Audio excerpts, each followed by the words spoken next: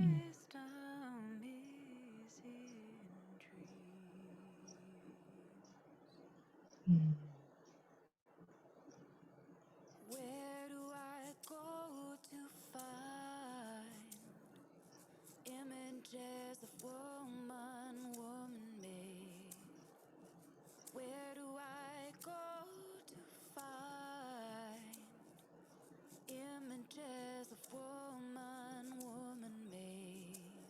Our wisdom cannot be lost, and our spirit cannot be broken. Our wisdom cannot be lost, and our spirit cannot be broken. Our wisdom cannot be lost, and our spirit cannot be broken. Our wisdom Mm. cannot be lost, and our spirit cannot be Mm. broken.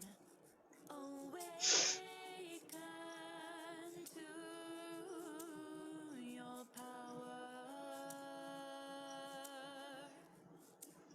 Awaken to your power.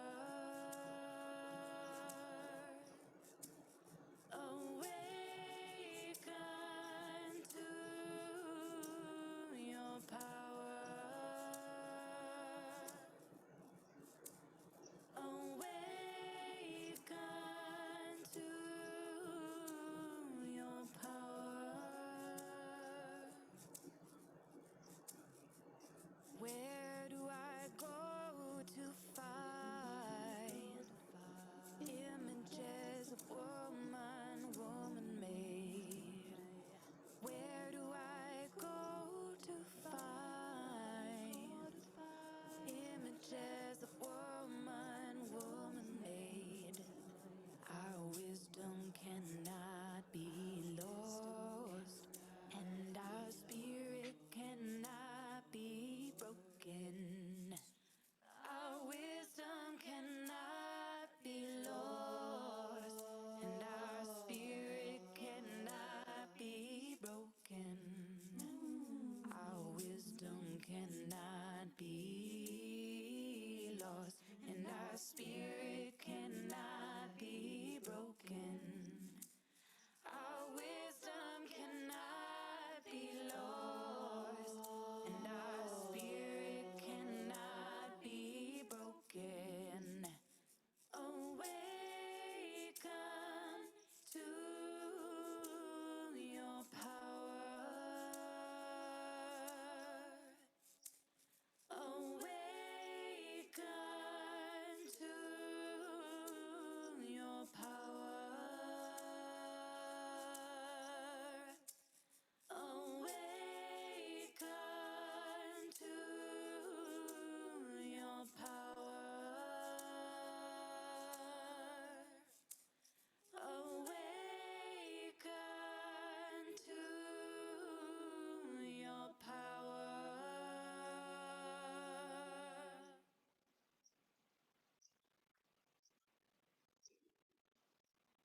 Mm. Mm. Welcome. Mm. Mm. Mm. Awaken to your power. Perfect song to bring us in. Mm. Bring us in, and let's start with an opening centering meditation to ground us here and activate us.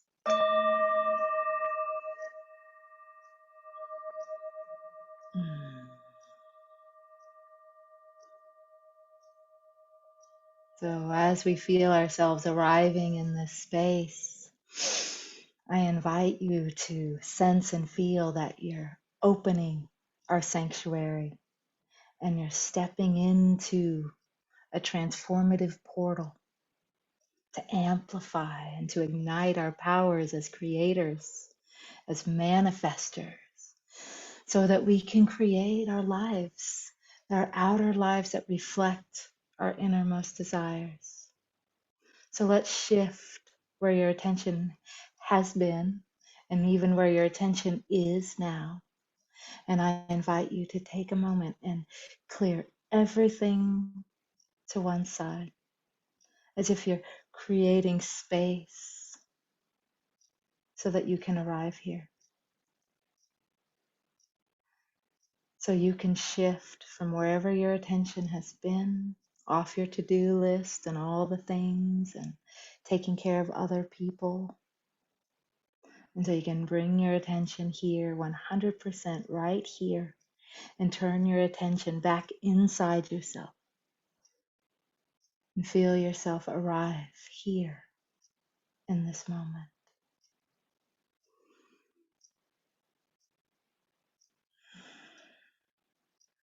Feeling yourself arrive and taking a nice deep breath.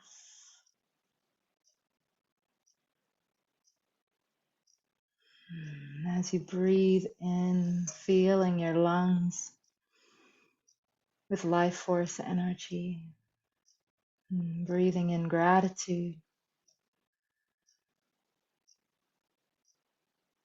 and breathing in appreciation. And as we breathe out, we release completely, practicing non-attachment. Breathing in from the base of our abdomen up to our ribs, up through our chest. And breathing out from our chest, down from our ribs, down to our abdomen, releasing completely.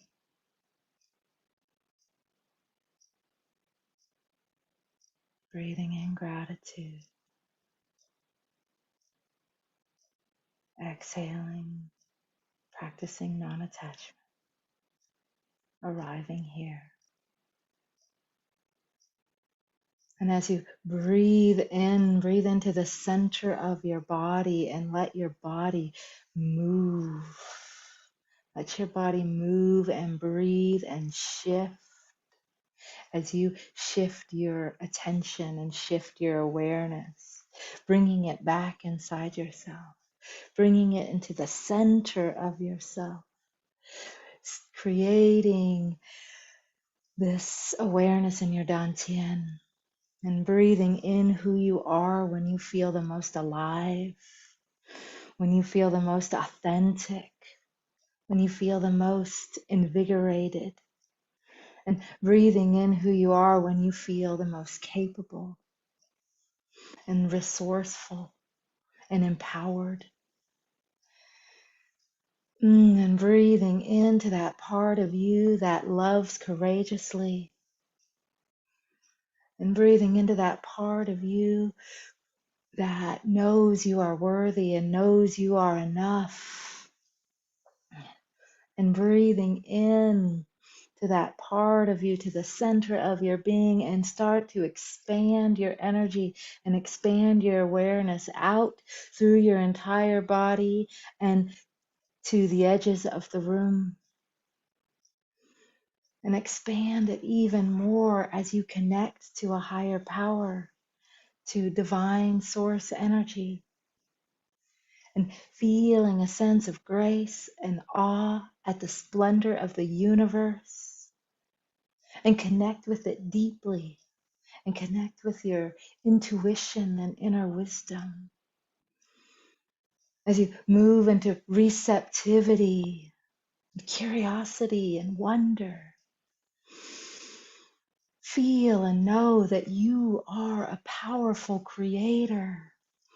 And continue expanding your energy and your awareness around your room and around your space and around our circle.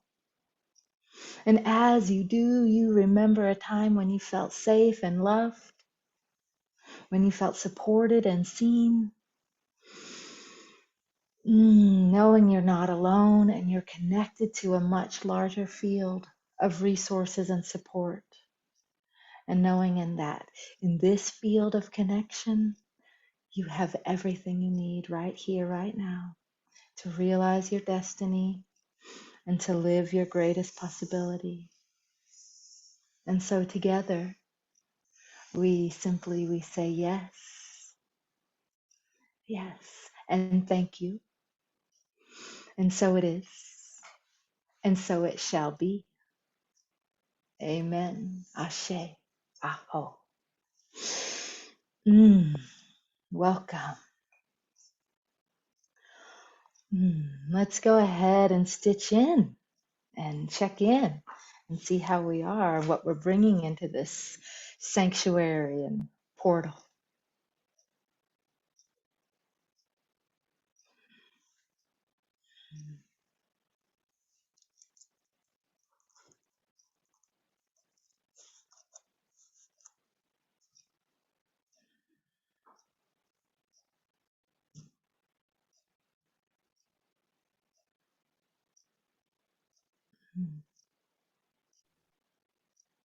I stitch in graceful wonder, magic slowly unfold. Mm, graceful wonder, and the magic slowly unfolds. Beautiful.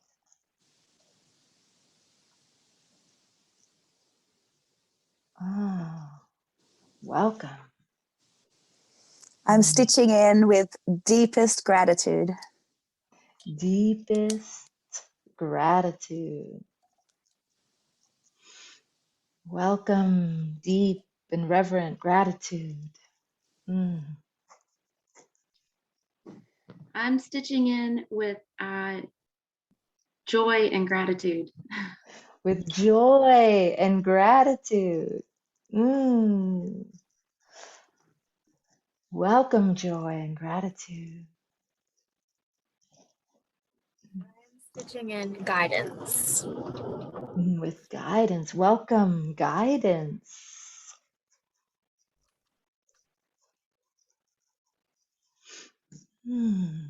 I'm stitching in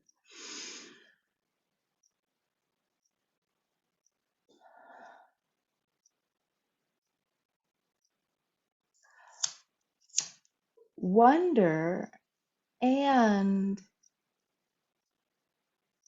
lineage. Lineage. Mm. Mm.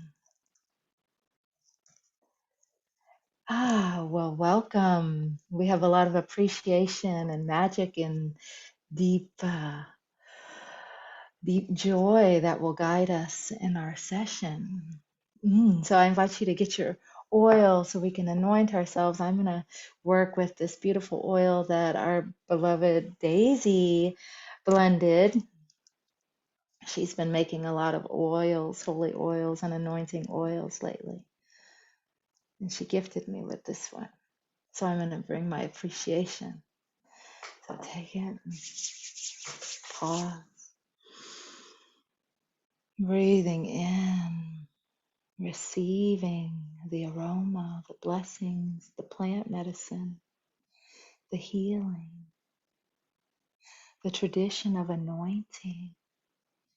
It isn't merely just perfume, it's a sacred, holy act of anointing and sanctifying. Thank you. Blessing your aura and anywhere that you feel compelled to anoint, to activate and to calm and to appreciate and bring joy and love to. All the way down to your feet. Beautiful, this sacred vessel. So we are here now. We're dropped in. We've brought our lights. We've brought our intentions. We've been activating our potentials, right? So let's kind of get a lay of the land of where we've been and where we're going. So in our activation ceremony, remember we co-created this space, this container, and then we said yes, and we got really open and lean forward. And then we started igniting our potentials. And then we started to look at our biggest gaps and are leaning toward and wondering what those are and how we can merge with our biggest gaps with love and kindness. And then we clarified our intention and we witnessed and mirrored as we spoke it aloud and we received each other. And then we also started working with the elements and embodying the elements in our Qigong practice. And so we started to really become like becoming alchemists, right? And so now we're at this point in our journey where it's time to awaken our power. And we're already very powerful, and we're going to awaken this feminine power. And then there's always this question mark of like, ooh, power, what is power? And why would you want to have anything to do with that? And so there's so much richness in this session. And so I invite you to see yourself as not just yourself, but you're a part of a much bigger story, of a much larger weaving, right? And the story of women and the story of power and struggles and challenges and triumphs and the surge to reach higher, this goes way beyond just you. And so in this session, we want to start to question some old assumptions and some old ideas that we've been inundated with about what is masculine and what is feminine, what is yin, what's yang. We want to question those old assumptions so we can bring in something new. But we also want to harvest the gifts, right? We want to bring our appreciation and gains, like what have we gained from receiving these, living in the energies of yin and yang and masculine and feminine systems. And it's really important that we harvest the gift so we can come to completion, because it's clear, that you're being called to something bigger, and you're being called to your life, and it feels like there's something larger unfolding. And there has been ways that we're growing. We can clearly see ways that we're growing. And then there's some ways that we might have been confused or challenged or set back. And so I just want to really bring that big picture to mind, and then share the paradox that women are facing, right? So on one hand, we're incredibly accomplished, right? We have success. We have so many things in our life that we're incredibly proud of. We are sharing, we're giving, loving women. We're spiritually rich. We're incredibly developed. We're conscious, right? We've worked on ourselves, right? And then on the other hand, this is the paradox. In some ways, we're way more powerful than we've ever been. We're more conscious, awake, and aware than we've ever been. And yet, we also have this powerlessness where we feel sometimes unable to create what we're wanting, where we're feeling more unhappy and more depressed and more sad and unfulfilled than we have. And there's this yearning for things. And then we also have this great appreciation. And so there's this paradox. And on some level, all of us kind of blame ourselves a little bit for feeling like, well, how come I can't figure this out? This work-life balance, I got all the tools, I've done all the work, right? And so, or we go into like blaming ourselves for not figuring it out, or doubting our potentials, or doubting our gifts. Like, well, maybe maybe it's not really meant to be, right? And so that's why we need to take a big step back, right? Take a big step back and look at the bigger picture and see what's happening, and see how our story connects to other women's stories. And, I want to honor one woman right now, and that's Claire, my teacher and mentor, because she really paints this picture beautifully. And I made a recording for you because it's so much depth that it's on the learning portal. But for time's sake, I just had to like distill out and pull out some of the gold nuggets to share with you tonight. But I really invite you to go into that teaching, right? And really receive that on your own time. But essentially, like if I were to distill down some gold nuggets, I mean, here we are. We're Western women. I mean, Daisy's from China, but now lives in the West. So Daisy's in this like interesting, another paradox, right?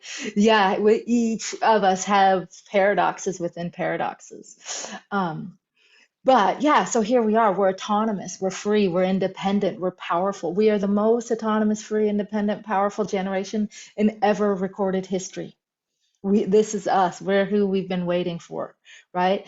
And we have this sense of like, whoa, of all this possibility, right? And then we have all these statistics of how we're rocking it, how we're winning in business, we're winning in all this spiritual development, we're writing books, we can have any relationship we want, we can do anything, right? And yet the statistics are also saying we can do anything. And then we have all these ways of possibility opening up for us, and then there's these ways that like I said before, that we're just more sad and more depressed, and we're on antidepressants, and we're uncomfortable in our body, and we're not having sex, and we're just being lonely. We live alone. Most of us are, women in general, are not in a love partner relationship, or if they are, they're dissatisfied with it, or they're not having sex. And so our grandmothers maybe had not as a rewarding relationship, but they definitely had more sex than we did. And so that there's something to be said about that. And so the question is, what's going on? And what I want to say here is that we're kind of really even privileged to be sitting here, to have a conversation right now about the struggles of our power and our relationship, right? And because what we're doing, since we're evolving, it's not just about us, even though we're thinking it's about us, we're also participating in this whole other thing of social transformation. We're changing culture. We're changing the future, right? And so this fulfilling, this impulse, this desire, you've heard me talk about it, that seed inside you, that acorn that wants to become the oak tree, or the rose hip that becomes the rose, right? Where that our cells are activating and we're evolving into a higher human possibility. And I want you to know that even though it's hard and the struggles that we're having, there's nothing wrong. We're not having a problem. You're not having a problem. There's nothing wrong. And actually, you're a leader. Like, you might not see yourself as a leader, but you're a leader. And for the majority of human history, the center of gravity, the center point in which the human history has aligned themselves to, like the North Star of their organizing principle, has been to survive. It's only been to survive. And for the generations that are behind us, for our foremothers, their primary concern was surviving and sacrificing themselves for the next generation. I mean, pretty much every generation except for maybe our mother, and maybe your grandmother, but most of us, even our grandmother, is on a very surviving subsistence level. And honestly, that's exactly where my mom is, in that surviving subsistence level. Very, very survival. And so just the bigger picture is this picture of power and awakening. In the 1960s, we broke through, right? We broke through as women, and we had this feminist revolution, and we moved beyond surviving. And then we earned a seat at the table, because what we did is we embraced the system of power that was present, right? And it was brilliant. And what happened as we started to get a seat at the table, we started accomplishing all these success, and then we are like amazing women, and we surpassed accomplishment. So now we've moved beyond accomplishment. And so now that's why we're in this impulse for higher evolution. Because we don't want to just succeed as the world as it is right now. Like the world as it is isn't really working for us as it is. And we also don't want to go back to traditional roles. And we don't want to just kind of like piece it together and make it work, right? And so for the first time in human history, we're more free than men are, really, in a lot of ways. Like we can work at home, we can work from home, we can be at home. Men can't necessarily do that. We have so many more freedom in our roles than men are in this current moment. And so the millions of us that are awakening and those of us that are getting to have this conversation, we are orienting now to a new North Star, right? And so when we're orienting to a new North Star, we're igniting these possibilities inside ourselves, and then we're becoming way showers for others. And as we align to this North Star, it's like, I like this image. As if you see humanity as a big old pot of popcorn and it's on the fire, and all the generations of humanity is a kernel of popcorn on the fire. You and I, we're some of the first to pop. We're the first poppers. We're the first ones that are popping beyond survival mode. We're the first ones popping that are like seeing the bigger picture and evolving and consciously, right? And so I want you to see yourself as a pioneer, as a trailblazer, as a visionary, right? Because you might be thinking, well, I don't know why you would think that I'm a pioneer or a trailblazer. I just really want to have more love and communicate and be appreciative, and I just want to honor my mom and have a nice relationship and not have to work so hard, right? But you're feeling an impulse to reach higher, right? And reaching higher, what you're doing is you're reaching higher than anyone else in your lineage has ever reached before. And it's not really a choice. Like we think it's a choice, but it's something impulse inside us that is beyond just our choosing, right? So when you're feeling these feelings and these yearnings and these choices to follow your yearnings, it's evolution. And it takes courage to leave behind the old world and the known world and those tested pathways. And what's happening is you're realigning to a new North Star. And so I want to just say this briefly as before we get into our practice is like, if you're struggling for finances, it's not because you can't find a job. You could find any job, right? Right? It's because you want to get paid for a livelihood where you can be fully yourself, right? Who in human history has really been able to do that? Hardly anyone. You're striving to do that because you're reaching higher, right? You're even thinking that it's even possible for you to be fully yourself and be paid well and to be fully supported. That means you're reaching higher, right? And if you're struggling in relationships to attract a partner or a soulmate, it's not because you can't find somebody to have sex with or have a baby with or to be a roommate with or to share resources with. It's because you want to be in love connection and in a partnership.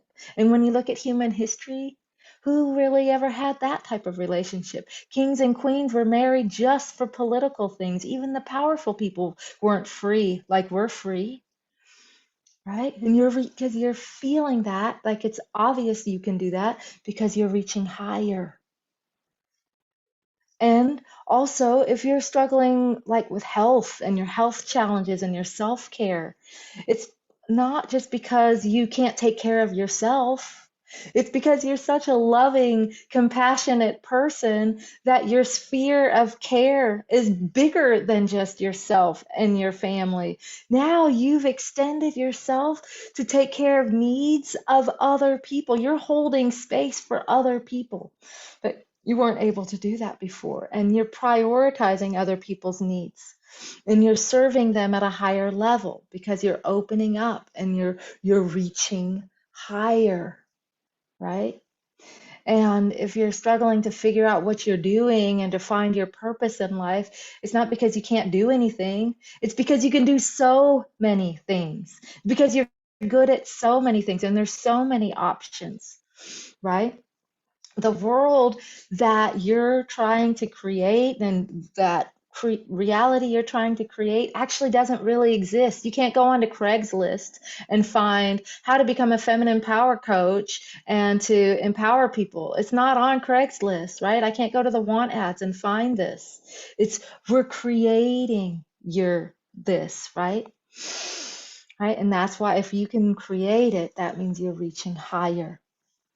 Right? So I want to hold a big mirror and reflect it back to all of you and invite you to see that if you've had any of these struggles or challenges, see that this is normal. And these are new struggles and challenges that our foremothers didn't have. This isn't a challenge. This is an experience of awakening, right?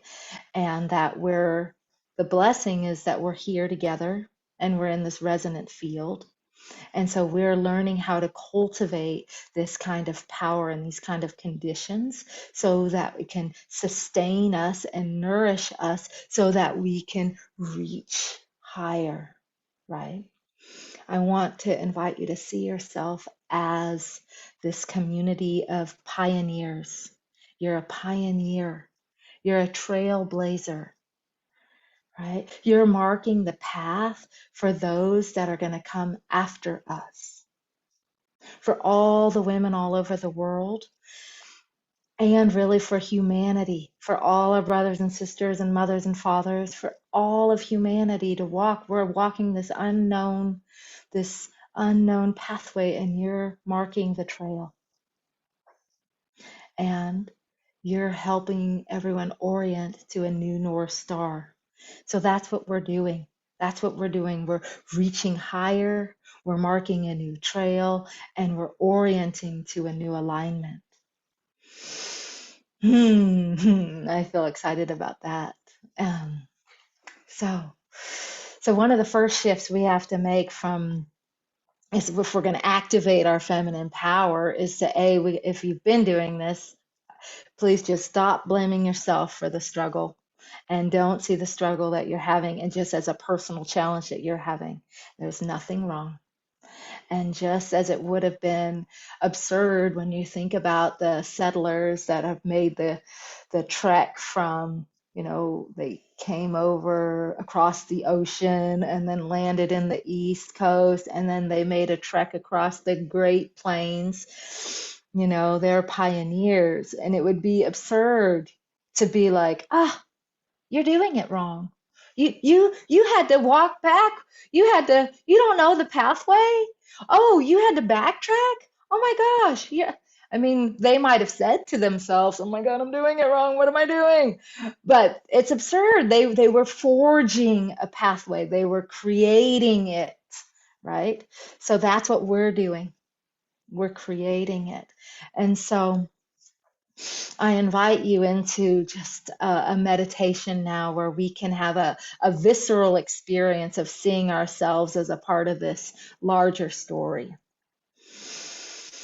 So I invite you to take a nice deep breath and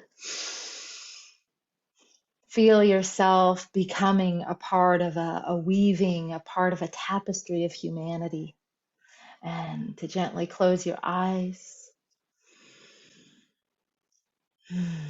And with your breath, allow your awareness to drop down in through the center of your body, down into your hips, down into your legs, down into your feet, and into the earth.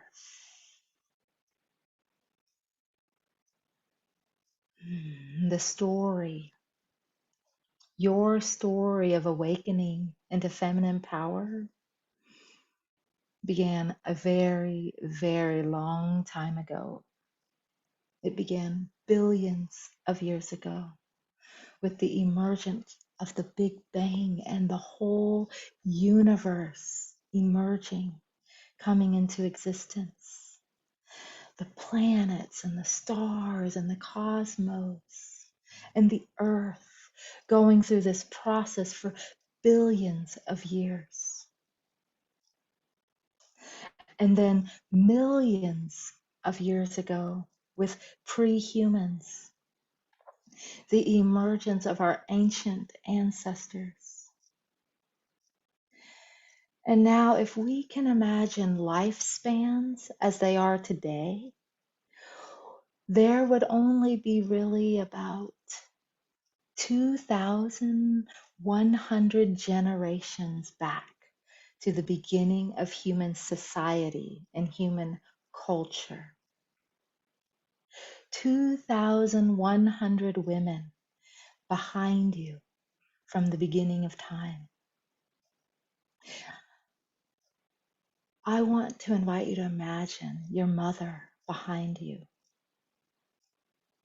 and her mother behind her and her mother and her grandmother, all the way back to 2,004 mothers behind you.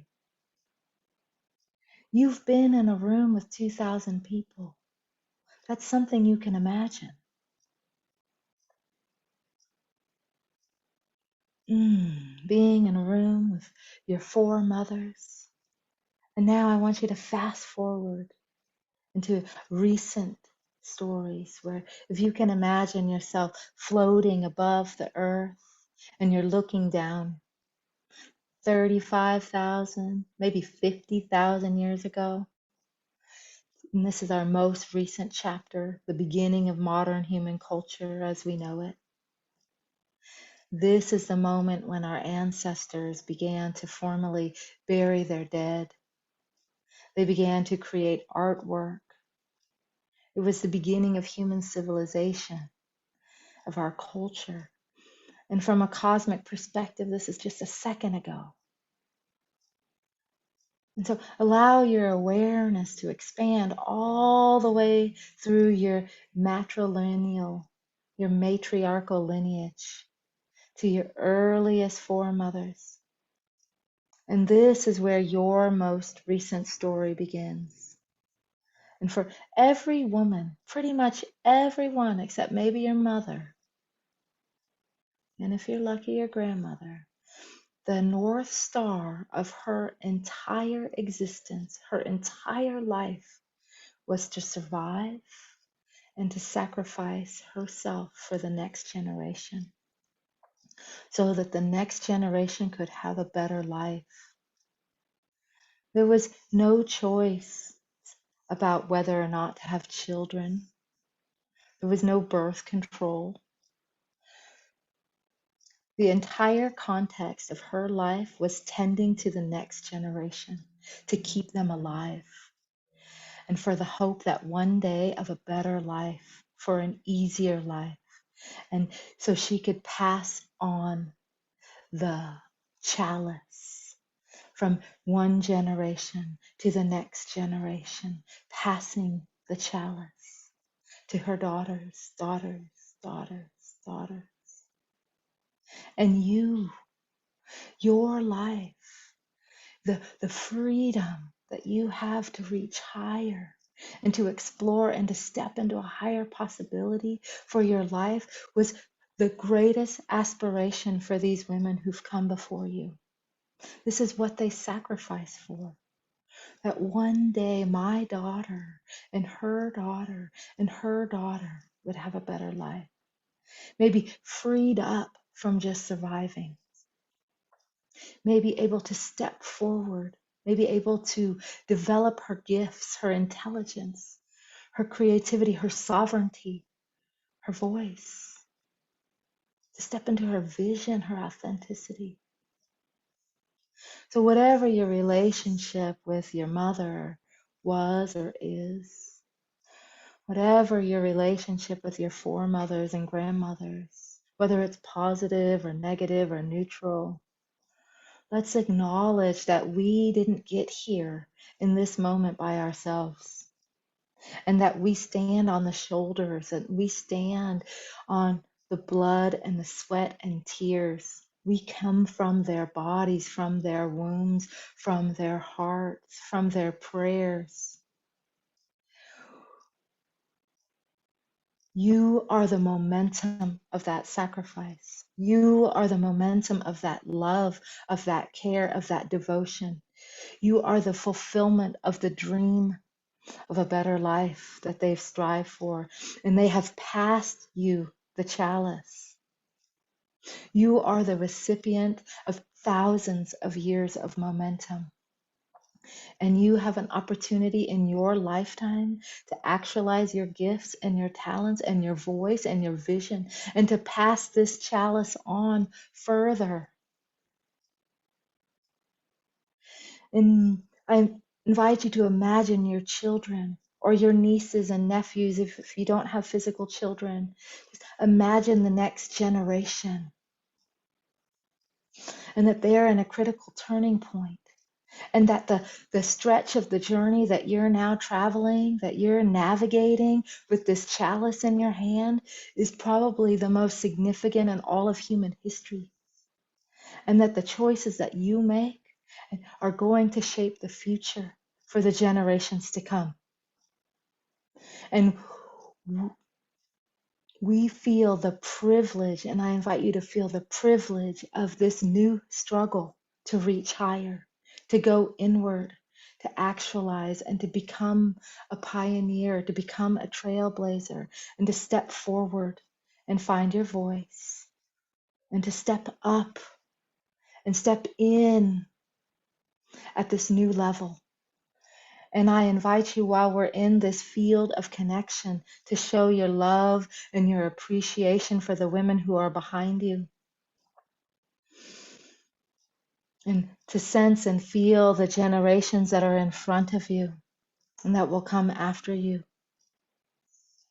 And I invite you to say yes to the greatest possibilities that you have as you're holding this chalice in your life, holding this chalice in your hands.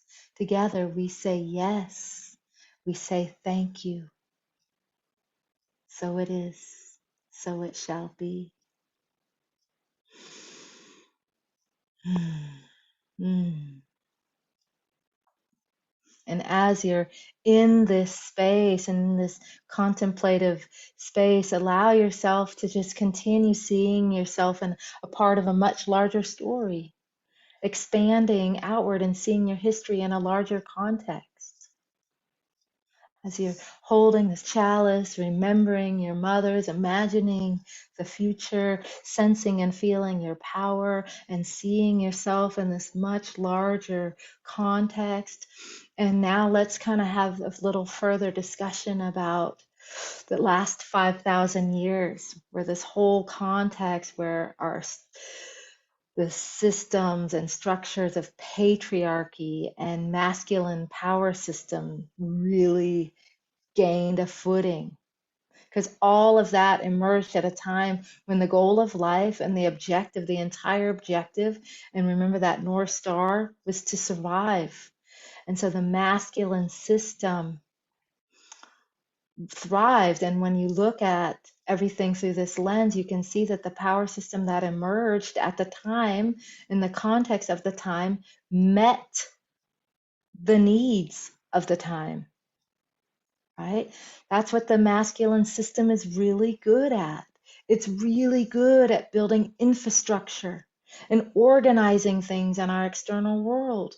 The masculine system has emerged from the Bronze Age, and it was largely, there was a lot of war, there was a lot of struggle and conflict.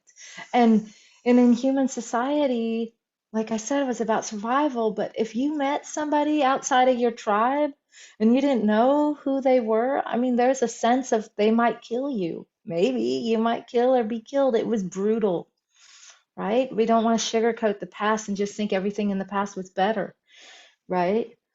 And so this context is all about, again, about survival. And so it's about building foundations of civilization. And so men and women, they wanted to thrive. And so what they did is they divided their roles, and they had society where the men were physically stronger, and so they were protectors, and the women were much better at nurturing the children and keeping the family and tended to, and everyone fed and everyone alive. And so that's how our roles in society emerged in this context. And it makes a lot of sense. It's brilliant. Our ancestors are brilliant. And so when we look at what happens where this emerged, we can see so many ways how how how we survived, and like how we did it, how we oriented ourselves around the needs of the time, and we did what we needed to do, and we survived, and we did it. And so what's happening now is why all this is happening. This North Star, our North Star right now, is changing. And I like the North Star because in Qigong, we utilize it as alignment with the North Star, but also with sailors. You know, that's how sailors navigated and finded their way across the ocean. They aligned with the North Star and navigated their way. And so, but over time, the North Star evolves. So what the North Star was 5,000 years ago is not what the North Star is going to be today, because the universe is evolving. Actually, in the sky, the North Star has shifted and moved. And so many of our roles, and so many of the things that we've been orienting around, right? The type of power we've been orienting around, it's also evolving, and it's also shifted, right? So as we're standing in this bigger view, we can start to see, and we can start to unravel and untangle all the ways that our experience has been knotted up in this masculine power system. And so many of us, we've been kind of in a double bind in relation to power. So it's kind of like darned if you do, darned if you don't. So if you're feeling like you can either embrace the masculine system, and it might cost you your relationship and your happiness and your spiritual fulfillment, but you'll be accomplished and you'll have money and you'll have really necessary resources, right? So there's that. Or we can embrace maybe these more feminine qualities, and we might lose access to power and resources that we need, and we become dependent, but then we have these really rich, beautiful lives and these spiritual lives. So there's this double bind that we're in. And so what I want us all to see is, from this context we've been in, how we've been set up to play an unwinnable game. We can't win playing this game how we've been playing it if we're evolving, right?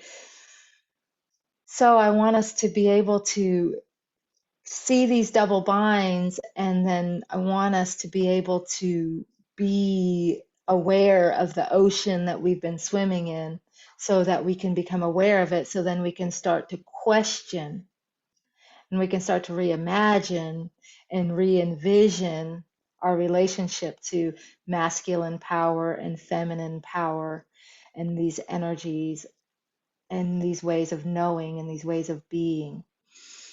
And so that's what we're about to move into. We're about to move into this questioning these old assumptions, right? And so also in your learning portal, I made you a handout for you to work with over the week. But I want us to question these old assumptions, because we have to clear these things out in order for us to move on. And so when we look at them, I invite you to start to open up and start to bring your questioning mind, right? Your curious mind, and to start to question your experience that you've had up until now, when we start to think about these masculine and feminine qualities. and start to see what emerges through your body when we start having this conversation. Okay? And so I want to explore this a little deeper. And I always invite us to have a deep breath and connect with our body. And I invite you to just kind of move a little bit, transitioning into a different inquiry. And because we're engaging in assumptions. And maybe you've questioned these before. Maybe you haven't. I'm not sure. But did you know that up until 2010 in the dictionary, a synonym for feminine was the word weak or weakness? And if you search for power, you would find the word masculine show up as an alternative word for power. And when you look up power in the dictionary, it's defined as to do and to act and to accomplish and to make things happen. It's also defined as to exert force over others. And it's logical, linear thinking, right? And so this is something that's interesting. Also, the word power shares a root with the word dominate.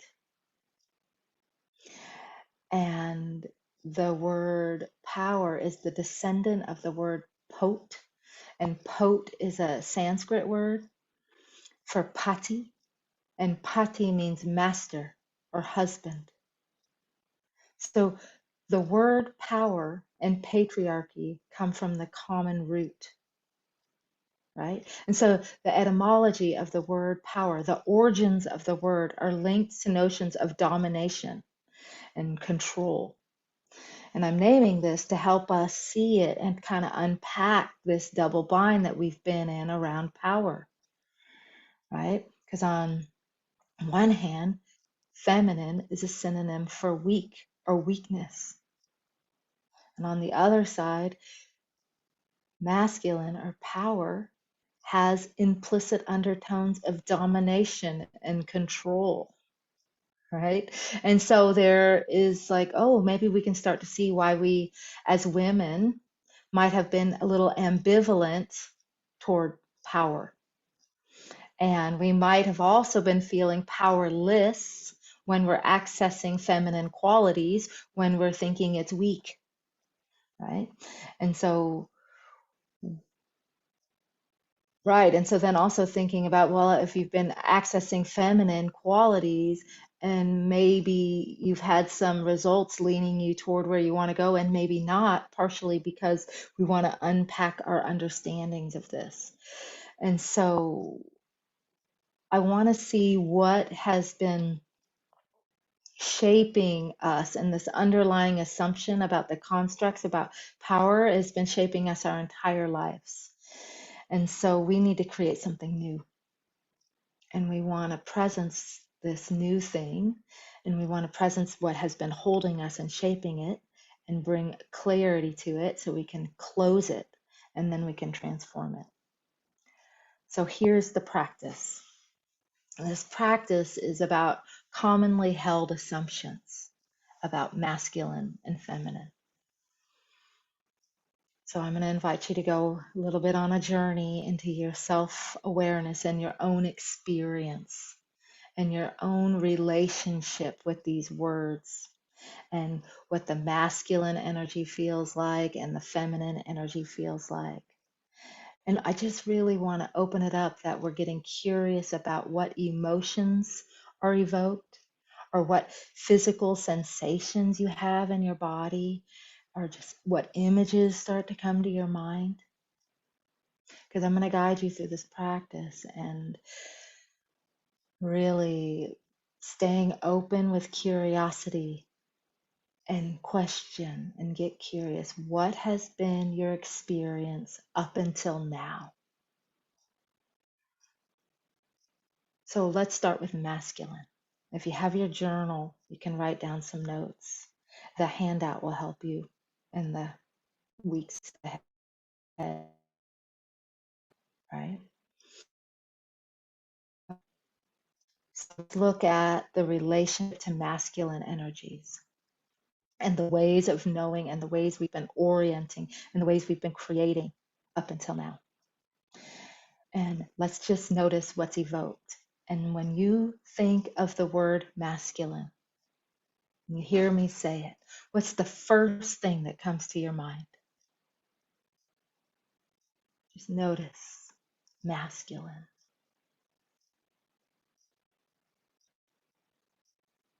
And now I'm going to read a list of common assumptions. Be fully present in your body, that whole body receptive, listening, feeling presence. And I want you to notice if you feel constricted or expanded, if you feel really comfortable and at home with these words, or alienated, connected or disconnected, attracted, repelled, safe, unsafe, anything that you can observe.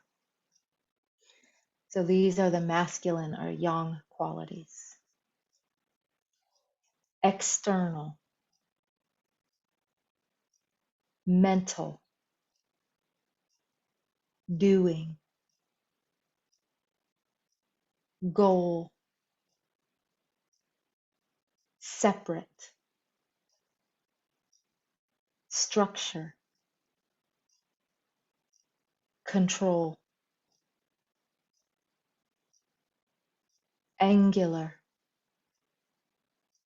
odd, penetrating, hard, purpose-driven, protecting, provider, ordered, perfection, linear, focused, non-changing, predictable, logical mind, strategic, product, harvest, results, task-oriented, fixed, independent, agency. I looked up words just yang, just the word yang. These: famous, rich, powerful, blonde, stubborn, gigantic, positive, hot, higher, alive, golden, male, pale, prominent. Okay, so these are just common assumptions about what masculine energy is and what yang energy is. And just the invitation here is to notice your relationship with these energies. What do they evoke for you? I invite you to write them down, write any notes. I invite you to also take time this week to write about it and reflect on it. Really, I want to think about and sense and feel about the gifts of the masculine power system, right? How this has,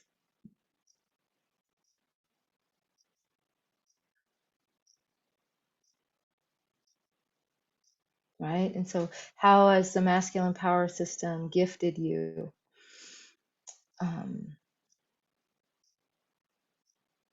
And then, also with loving kindness, what have been the costs when you're in this masculine power system? What has it costed you to be here?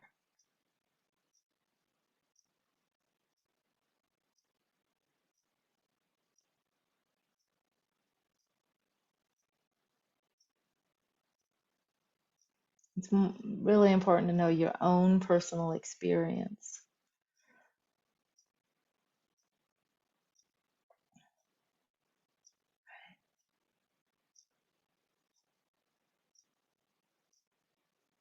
And so now I want us to have plenty of time to share and do Qigong. So I'm going to kind of move through this. Let's go into what these energies, like kind of thinking about the masculine, knowing there's all these great things that they, the masculine brought science and curable diseases and infrastructure and all this greatness to help us survive. And it's very practical, it's very tangible.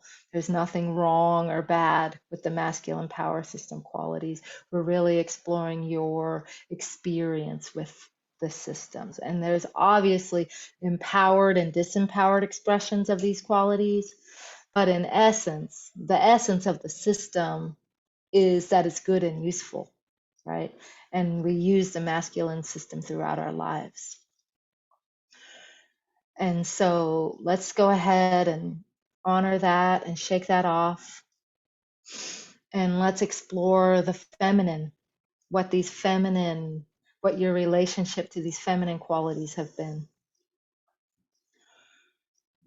And so taking a nice deep breath. And when you think of the word feminine, when you think of the idea of feminine, what's the first image that pops into your mind?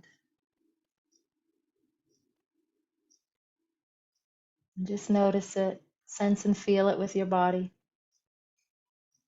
Feminine. And I'm going to read the list of common assumptions. I'll share with you why they're assumptions in a moment. But most important, just your relationship with these energies. And again, when I read this list, are you contracted or expanded, at home or alienated, pushed out or magnetized in, safe, unsafe, anything you can observe. So here's feminine, internal, related, slow, surrender, soft, receptive, being, love, nurturing, nester, emotional, chaotic, wild, non-linear, imperfect, multitasking, ever-changing, unpredictable, body, flow, intuitive, emergent, fertile, process, relational, fluid, interdependent, communion.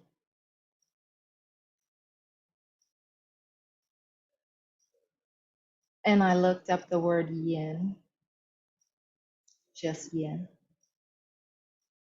wet, classic, dark, rotten, reckless, female, exotic, death, eternal, ancient,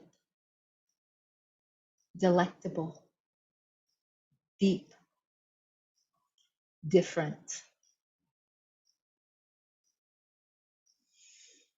So when you consider your relationship with these feminine and yin qualities and your experience up until now, what has this system gifted you? What have been the gains of living with these energies, embracing and embodying these energies? Do you feel like you have been embracing these energies?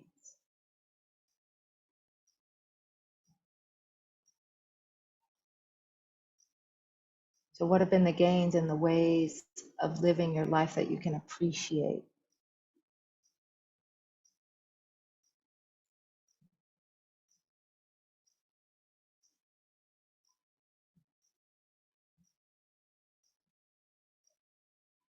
And what have been the costs of aligning to this energy?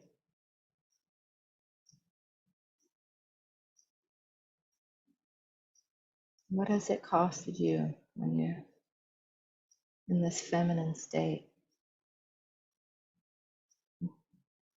Because a lot of us have rejected masculine power without even fully realizing it or knowing why, because we didn't want to pay the price of disconnection, right? We haven't been able to locate ourselves inside that masculine power struggle and dominance, but instead we align to these other, like, more feminine ways, right? These are perceived feminine qualities. And in some ways it served us, but also in some ways, instead of giving us access to a different form of power, we actually moved into the shadow of the feminine power, which is passivity and helplessness and victim and waiting. I mean, those of us realize that the shadows of the feminine they're just as controlling and dominating our lives as domination. Because what happens is we start to think that surrender is like, oh, and we don't say this to ourselves really, but if we were to have the awareness, we would be like, oh, I'm just going to give my power over to a higher power, either to God or to my husband or to my teacher or to my government or to some authority that knows more, that knows better than me. And I'll wait for them to tell me what to do or give me permission what to do. And I know I have all these potentials and I know that it's going to be great, but I'll just wait. And then my life will just show up and match me. Right. And so now just being honest and being curious, looking at your life and seeing ways that maybe we've done that. And so reflecting on that and just being curious and writing it down.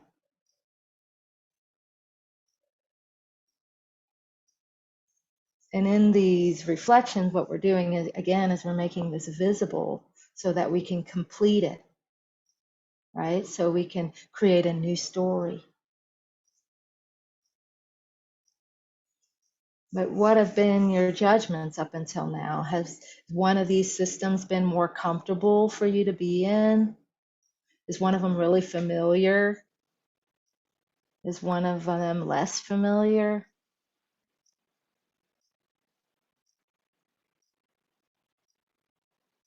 How have you been navigating these two energies in your life?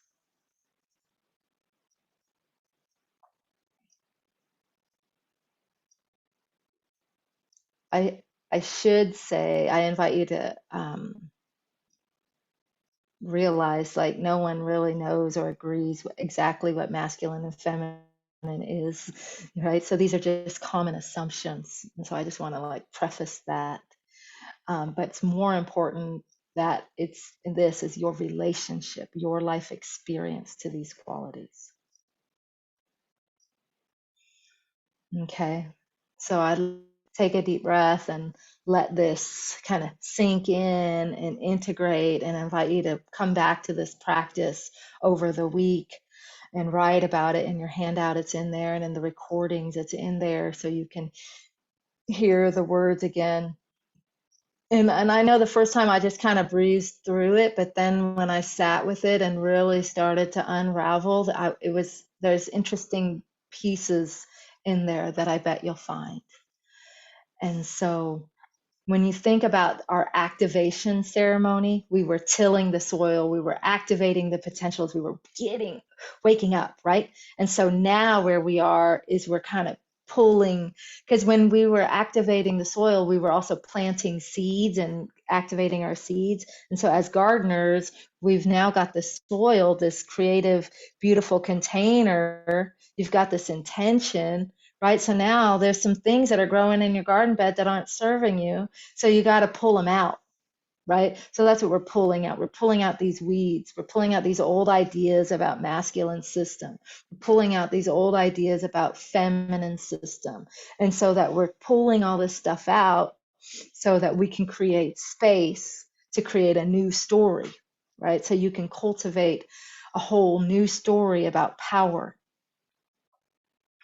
And what we're doing is we're creating a new story about power. And the new story about power is seeing and living power, seeing power as love, right? And seeing yourself. You are at the threshold, right? You're being initiated. You are on a path. Your foremothers have handed you a chalice. You are being called forth. You are holding this chalice. And on this threshold, you are being called to hold power and love in the same chalice. And to hold power and love in your inner awareness at the same time. And to move beyond the old paradigm and ways of using power. You're not using power. You're being in an embodiment of power, right? You're being called to feel what it feels like to be fiercely feminine. If you know who the goddess of compassion is, she rides on a dragon. Her heart is alive with love. She is forgiveness and compassion. Everything about her is this opening, soft, beautiful, fierce, feminine on a dragon, right? She is not weak, right? This is the threshold that you're standing at.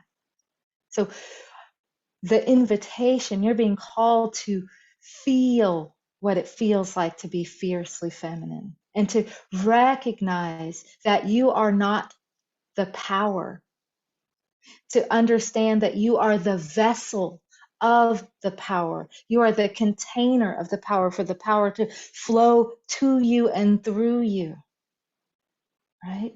You're invited right now to be asking yourself, are you willing to prune away, to pull the weeds, all the things that don't serve your vision for your highest good, for you to stand as power and love into what you're being called to?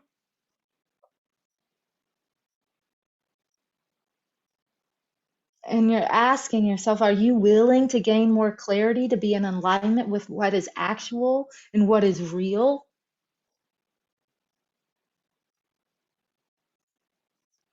Are you willing, asking yourself again, are you willing to be vulnerable in your truth and like uncloaking, unveiling yourself and removing yourself from normal positions of power?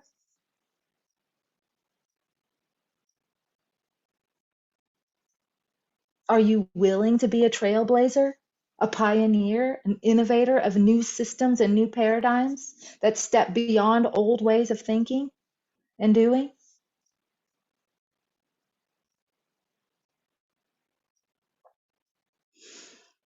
Are you willing to walk away without fear from which no longer serves you or serves the good of humanity?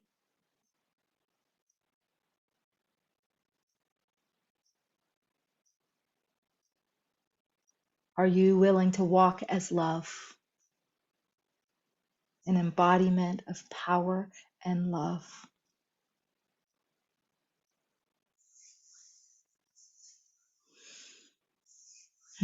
So this is the threshold. And then when we start embracing power as love and this system, this feminine system of power and in your life, and at the level of self-actualization, at the level of social transformation, we're cultivating a system of power that is sourced in connection, that is sourced in relatedness, woven together. It's intuitive, it's receptive, and it enables us to bring forth our potentials in this cyclical, nonlinear, emergent way. So, at this threshold, I invite you to speak as power. We'll process this whole evening in a moment after our Qigong practice, but I invite you to speak as power. So I'm going to put this in the chat. The prompt is simple.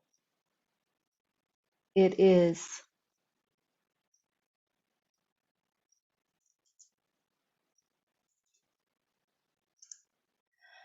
I am power, and I am whatever flows through you. So I invite you to be in this open space at the threshold, bringing love and power into your vessel. And when you feel ready, you've been dismantling and thinking and feeling, and just let it flow to you and through you. I am power, and I am.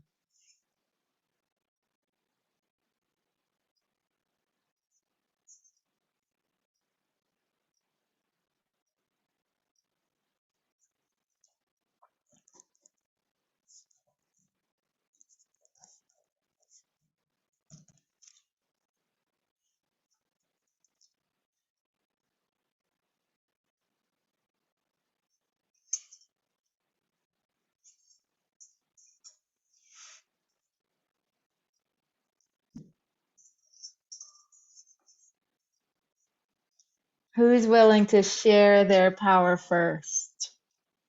To be the trailblazer, the innovator, the way shower.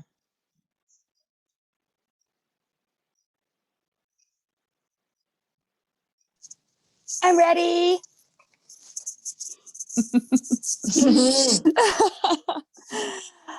I am power and I am pure beauty, flowing goodness, and calm joy.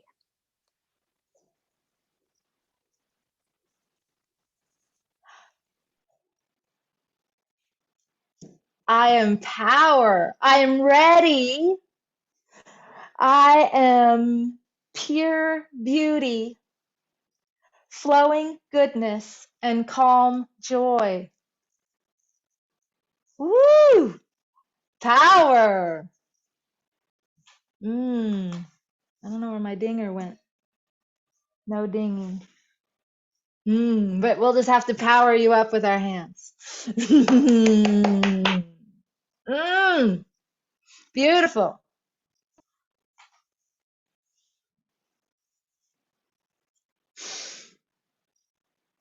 All right, powerful sisters.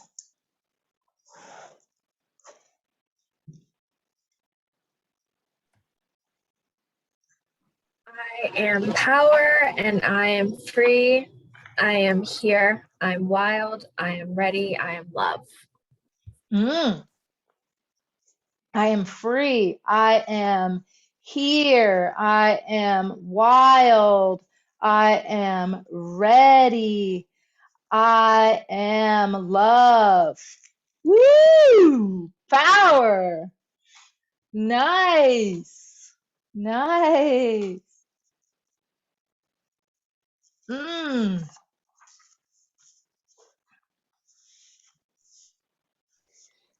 I am love, I am presence, I am healing, and I am sacred space. I am love. I am presence.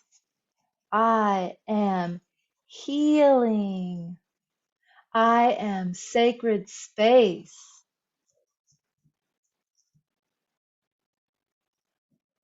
Helen, welcome. Power of love, healing, and sacred space. Woo! Beautiful.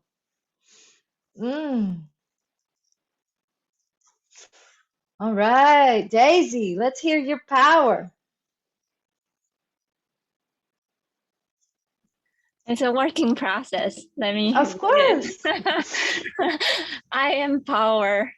I am endless force of subtleness, unyielding tenderness, and openness for infinite possibilities, in-depth mystery, decades of fermented wisdom, and endless sweet healing nectar, deeply pickled in endless cosmic delights.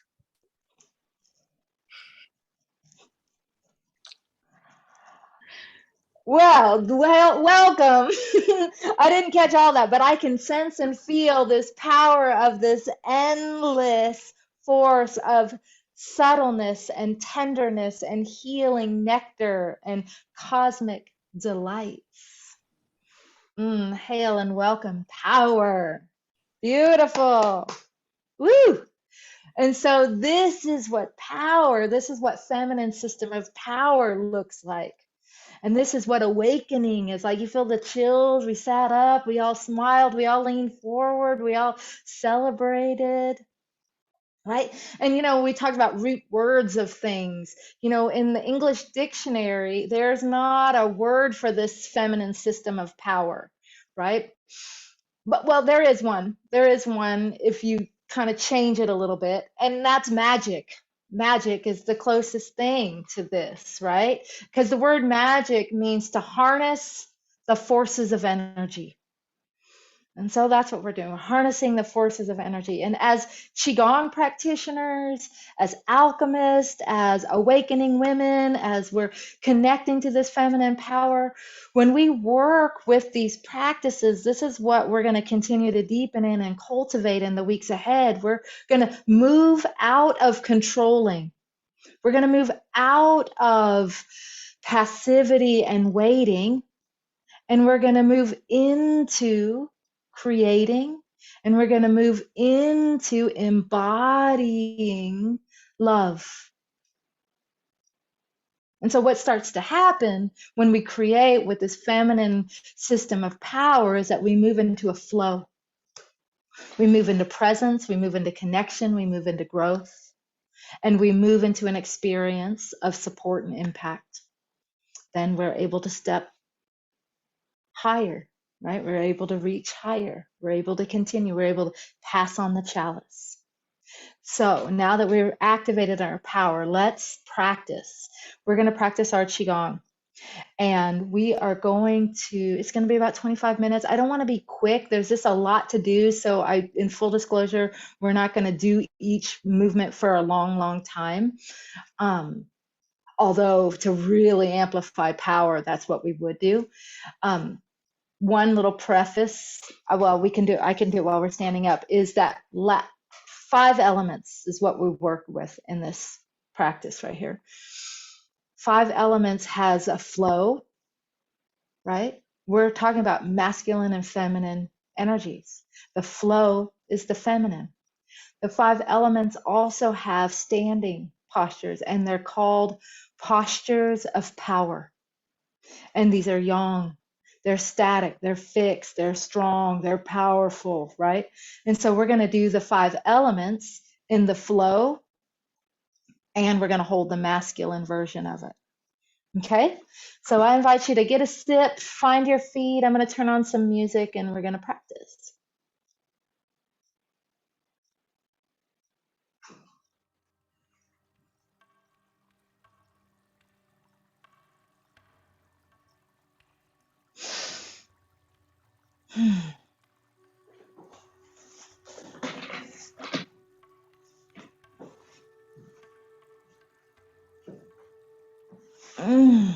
Okay, just take a moment to find your feet, orient yourself in your space.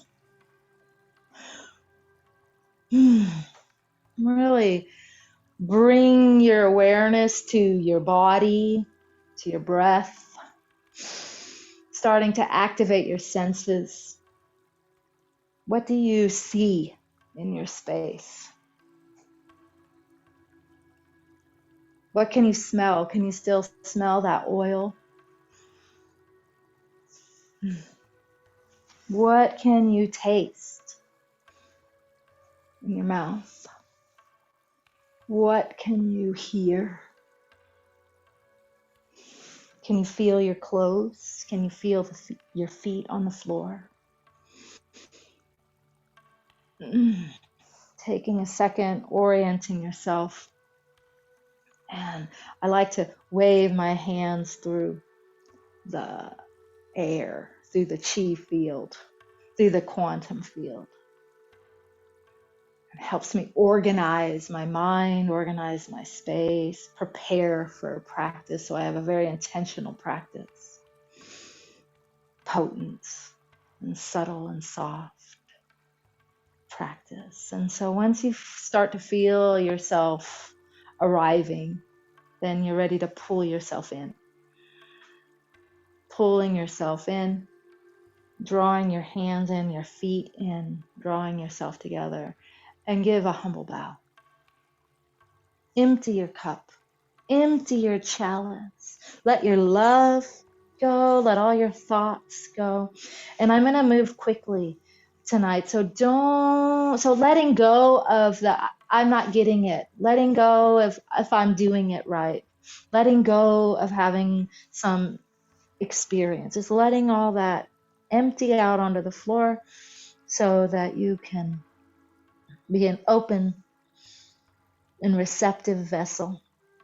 And when you feel ready, you feel your feet on the floor anchored to the earth, and inhaling, taking as many breaths as you need to really to slowly unfurl your spine and emerge. Feel yourself standing up like a fern coming through the soil, a fiddlehead fern unspiraling, standing up, lifting the top of your head, rolling your shoulders, and then stepping out. And let's go ahead and shake this up. We're alchemists, right? Alchemists have formulas. They follow recipes. They activate and catalyze energy and transform one state to another. They need energy to do that. So let's connect with the energy of our body. And they also need ingredients and elements. So let's connect with our elements. And they also need a container. So let's call in our guardians and guides and create a container. And so you're facing the east. I'm facing the east. When I look at you, I invite you to turn and face the east and shake your body. Take a nice deep breath, inviting the element of air into your body. Appreciating your breath, appreciating the directions and the guardians and guides of the east, and for asking them, thanking them for holding us and being present with us. And turning to the south, connecting with the element of fire, connecting with what's warm and hot and turns you on and lights you up and what you're passionate about. Connecting with the flame that purifies things that you no longer need. Illumination, helping you light up the world with your essence. Thank you, fire. Thank you, flame. Thank you, south. Turning to the west, changing how you're shaking, connecting with the water element, connecting with the wet, fluid current of life. Thank you, water, for your ebb and your flow, for your nourishment, for the hydration, for the depth of your being, and the ancient, ancient water from which life crawled out of and onto land. Teach us the art of Qigong and the art of flow. And turning toward the north, shaking your body, kind of coming up on your toes and pounding your heels gently onto the floor. Helps you activate your joints and your bones, bringing awareness to the structure of your home, the structure of your body, bringing awareness to things that you can touch and feel that are very practical and grounded, bringing awareness to the trees, to the rocks, to your habits, to containment, to masculine, to things you can touch and feel, to your wealth. Thank you, North. Connecting with your bones. This is a beautiful practice, connecting with your bones, because we honored our mothers and our mothers. So as we return back to our center, let's go ahead and turn our spine. This is called knocking on the door of life. Your feet are rooted on the ground. You're connecting to the roots, stable. And as you kind of push off the ground, you let this energy come up through your legs, up into your pelvis, and then radiate out your arms. And with momentum, you start to turn and look farther and farther behind you. And you gently can raise your hands, pound your chest and your kidneys. And when you inhale through your nose, exhale through your mouth, you can let out a big sigh. So you can exhale and release. We've been pulling out old assumptions, questioning old stories. What can we release on those old assumptions and old stories? You can lower your arms, and let's let this movement start to settle, start to dissipate. Allow this movement to slowly come to a place of stillness.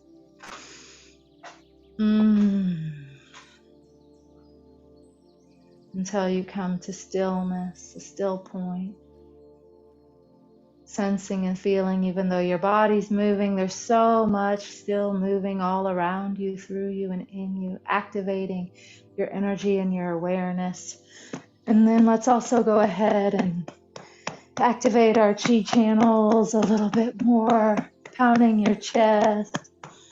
And down the inside, the yin channel of your arm, and up the yang channel. The inside is yin and the outside is yang because of the sunlight. Yin and yang are relative to each other. They're constantly changing. There's nothing that's completely yin and nothing completely yang. It's always in relation. But in general, on your body, go to the other side.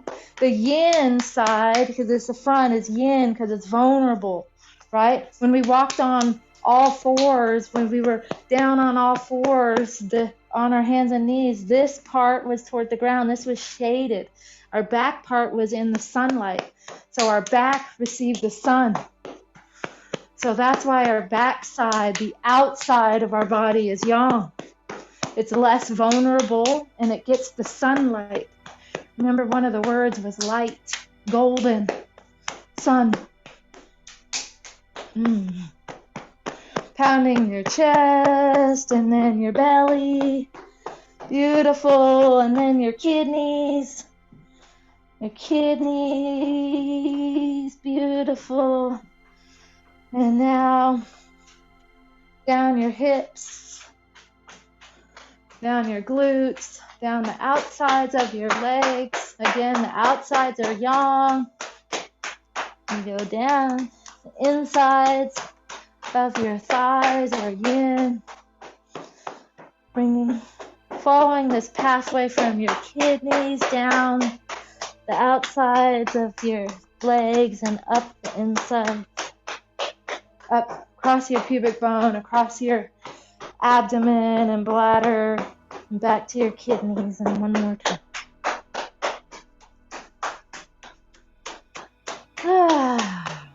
Beautiful. Now letting that slowly start to dissipate, and just sense and feel your body. Beautiful. You're activated, you're powerful, you're love. So let's go right into the practice.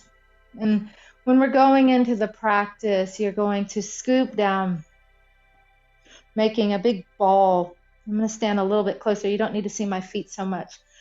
So you're having this ball. See this big ball? You are the Buddha. This is the earth. You're holding the earth. Even though I'm saying you're the Buddha and this is the earth, this movement is for the metal element. This is about, and it's related to your lungs. All these movements follow the meridians. And so here we go. This is a simple movement. If you're going to take a nice deep breath, you're going to breathe in, raise your arms up, and this inhale comes all the way up. Your hands come all the way up and they turn toward the ceiling. And then when you exhale out through your nose and you lower your hands very slowly. When they make it to your chest, your hands are facing your chest. And by the time they make it to the bottom, your hands are facing up. Okay?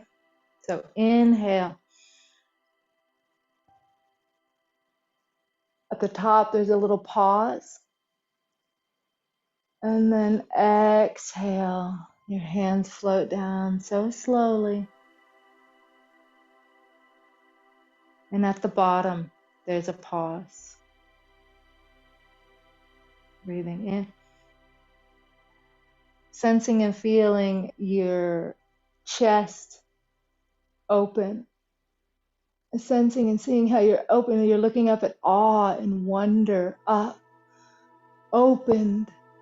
And then as you exhale, you're closing. You're letting this energy float down. Closing down. Closing your chest. So slow, like you're holding something precious. The earth. Up. The metal element and the lungs tend to hold a lot of emotions, such as sadness and grief. So as you're inhaling and exhaling and you're processing this greater story of women and the paradox of struggle, of power, and your role in it, when you breathe in, what are you lifting up to the light? What old story are you grieving and releasing from your mothers? We do this practice, remember, not just for us. We're doing this for them. When we lift up with our breath and stand in our present moment and we reveal our truth, what grief are we preventing?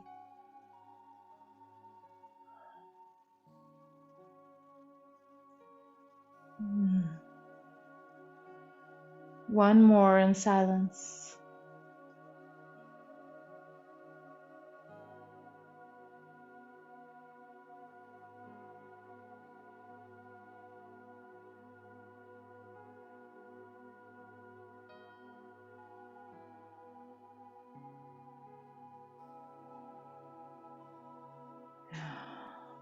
Once your hands settle down here, this is the yang posture. This is the posture of the metal. I do allow my hands to come out a little further, like I'm holding a golden ball in front of my belly.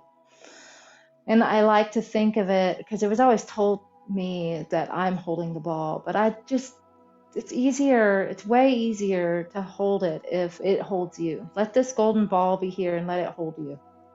Shift your weight to your heels and ground down, root down. These are postures of power. Gently lift your head.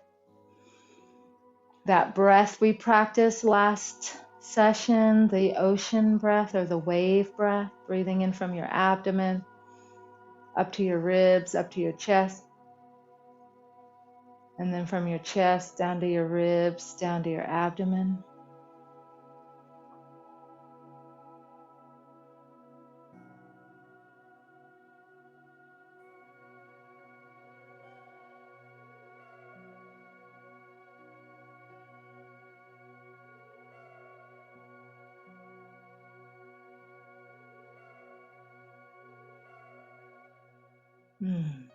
Beautiful.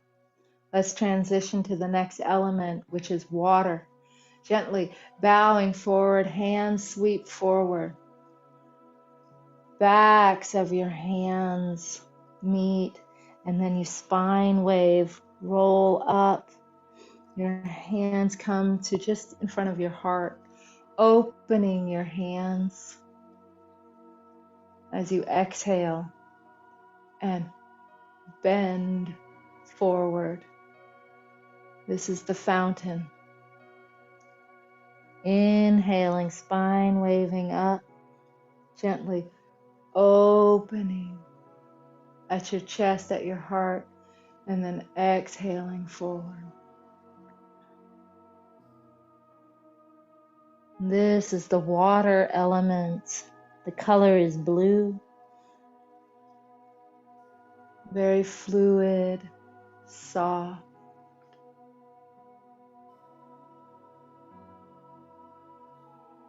The organ are your kidneys, purification system. The emotion is fear. Right? So as we go through the story of our bigger picture of stepping into power, and when we're afraid of what power does, it corrupts, dominates, or whatever your story that you might be a little hesitant or have some aversion to that might make you feel a little in trepidation. I invite you to explore it. What are you afraid of when it comes to your power? Just as an exploration. As a soft, beautiful movement, as this energy flows up through the soles of your feet, from the inside, up your legs, up to your perineum, up to your dantian, up through your chest, and then out your arms. Soft, fluid fountain. An opportunity to wash away your fears about power.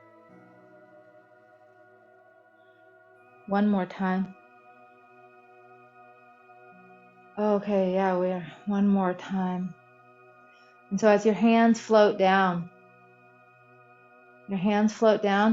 and just like how we were holding our hands right here before, we're going to hold it behind us. So to do this without tension, go ahead and relax your arms. Move your arms behind you so your shoulders are soft, and then hold that golden ball behind your kidneys.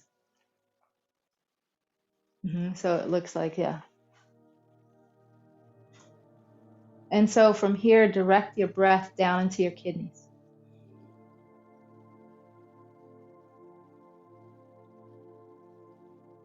Soften your shoulders and direct your breath into your kidneys.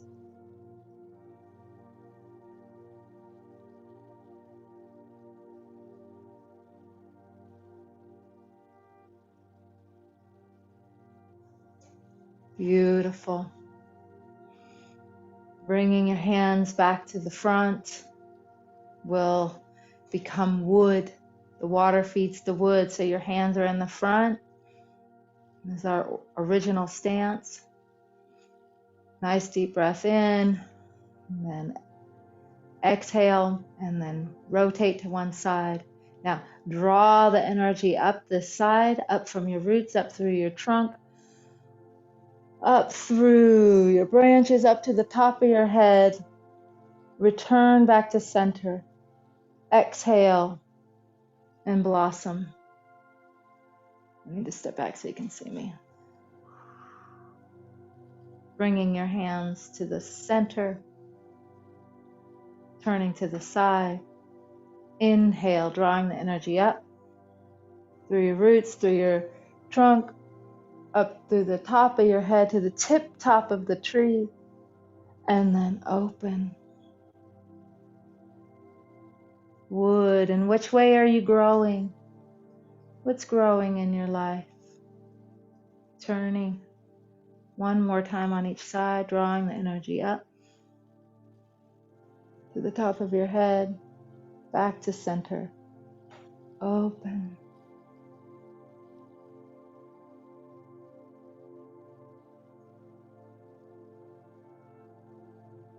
Turn, draw the energy up, back to center. Open. And as your hands are floating down, just go ahead and reach out in front of you as if you're hugging a tree in front of you. This is called hugging a tree, or embrace the tree. That beautiful golden ball. Your knees are slightly bent, your pelvis is tucked, your head is tall. The top of the tree, you're rooted in the lineage of your mother's. You're stable in your present moment. You're growing and expanding your energy in your body. You're branching out in new ways, producing, being fruitful, and standing stable as a tree.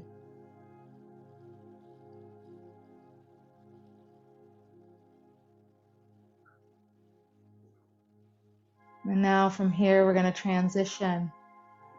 So keeping your arms like they are, lower your right hand. I open my stance up just a little bit. We're going to transition to fire. Wood feeds fire. So shifting my weight and turning my waist toward my hand that's up.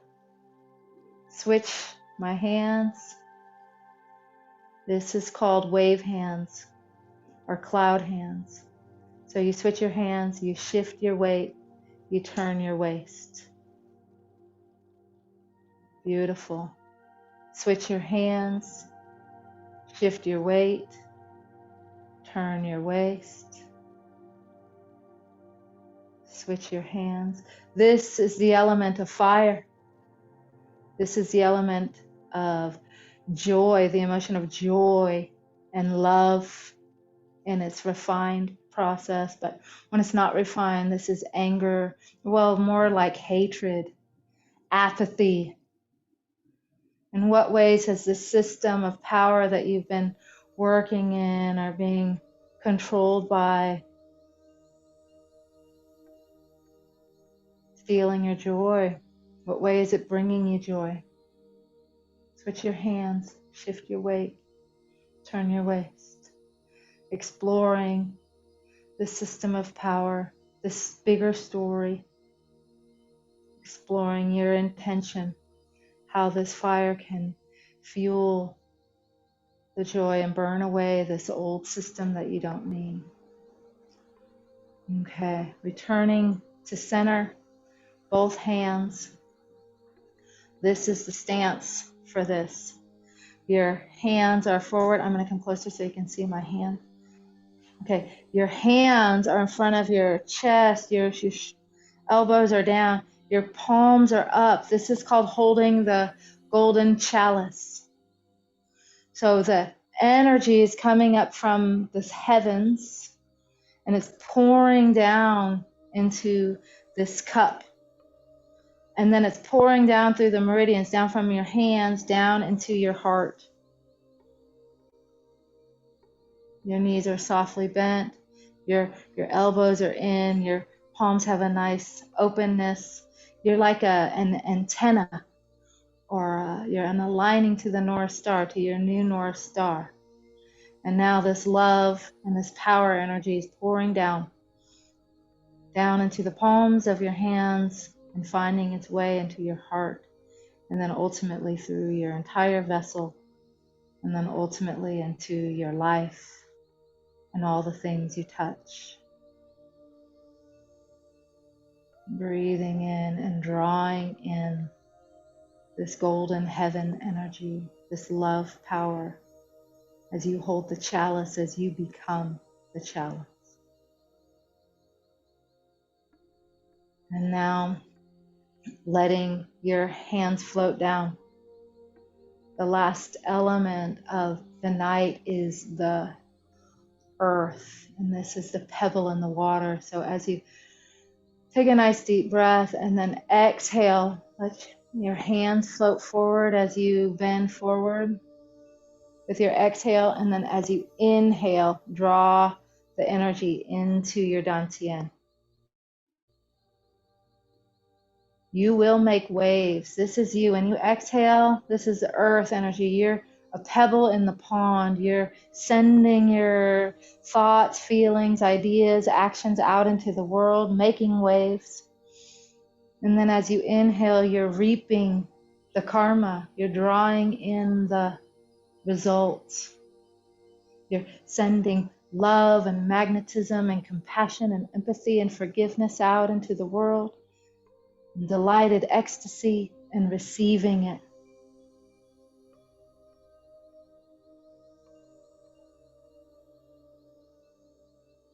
What are you sending out into the world? How has this system of power determined what you put into the world? Which one were you the most comfortable in, the masculine, the feminine, the system that you've been operating in? How has that influenced what you put out into the world and what you receive? And when you walk as love, when you put love out in the world, what's going to happen as you're forging a new way? Drawing this in.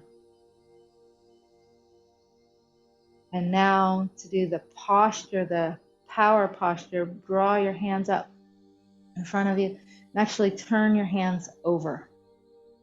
So it's like you had that cup, you had that chalice, you had that cup, and you were receiving heaven energy from above. Now you've turned the cup over. And so now you are not pouring anything out. What you're doing is your palms are magnets and they're drawing earth energy up. You're orienting to a new frequency. You're drawing the earth energy up into your palms, and then it goes through your meridians and then down into your dantian. So you're drawing earth energy up.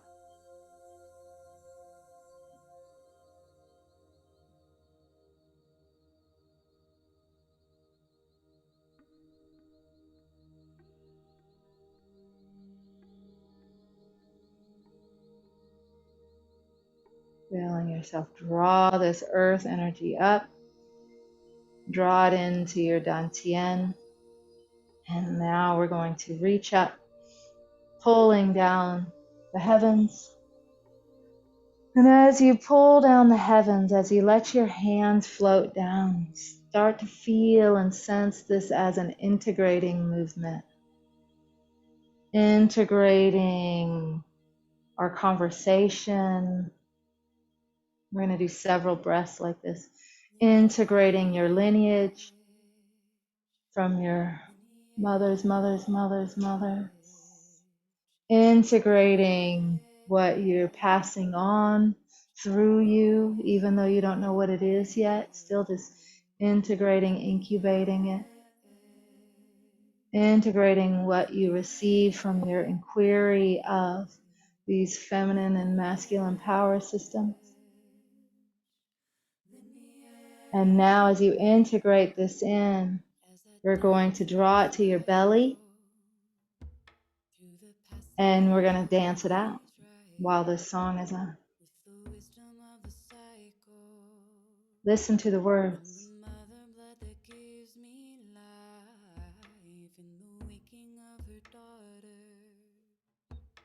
And then when you feel ready to dance, you can dance it out.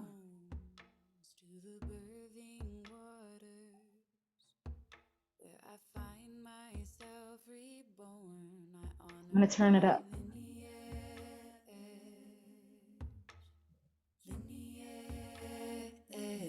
As I honor my lineage,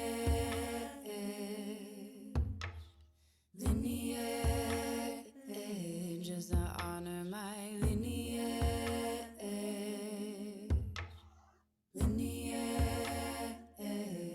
I honor my And you can dance it freely. You can dance the movements you just learned. as I dance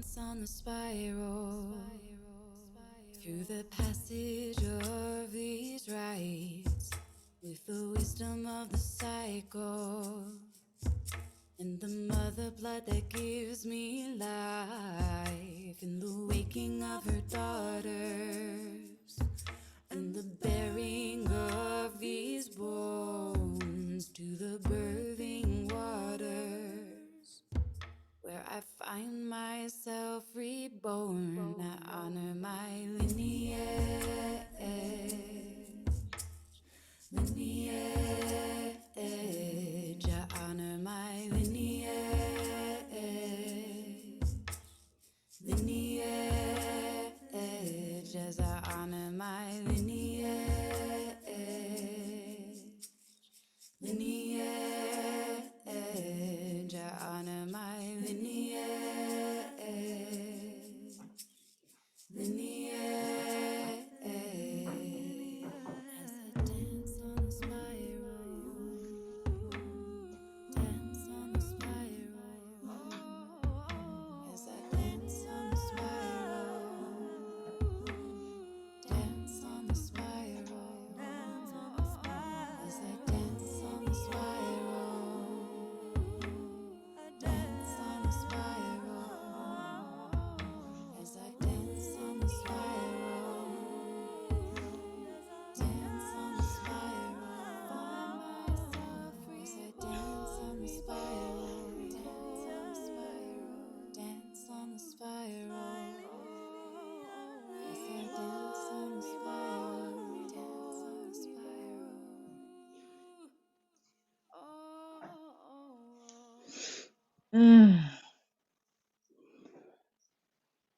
And so now we've moved, we've danced. Go, let's bow to our teachers. I just have to do it. I'm so ingrained in this.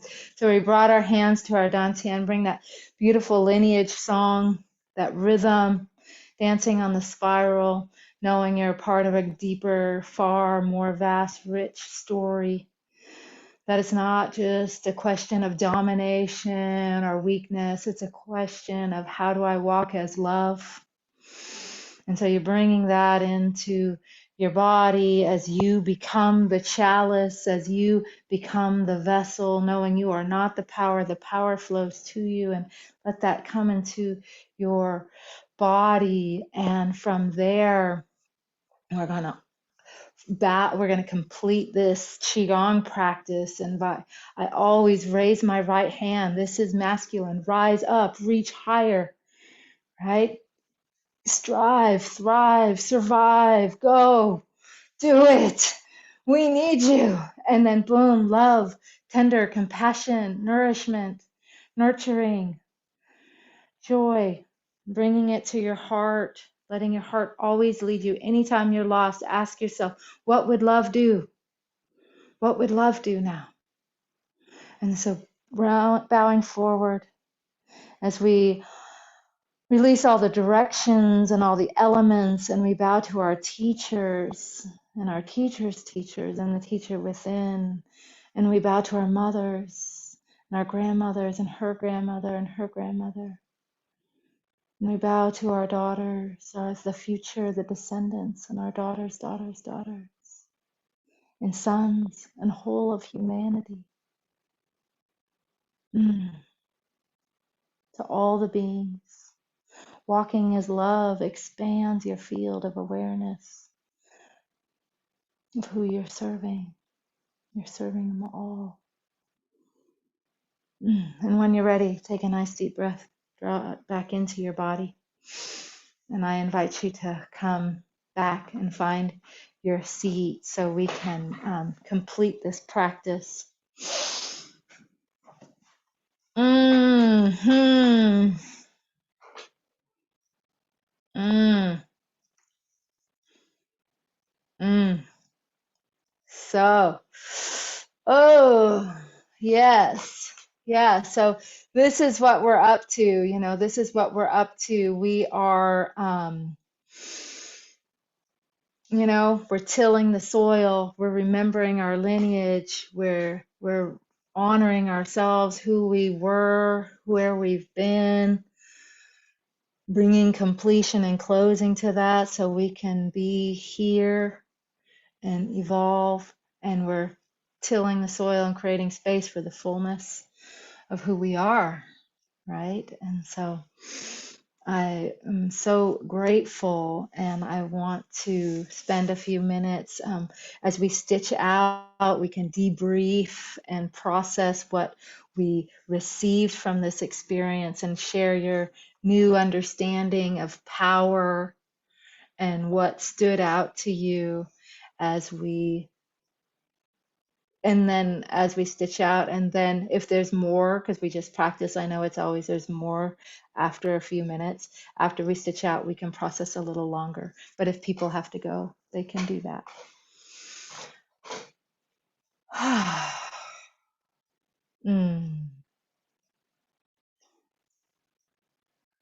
I would love to hear what your new understanding of power is,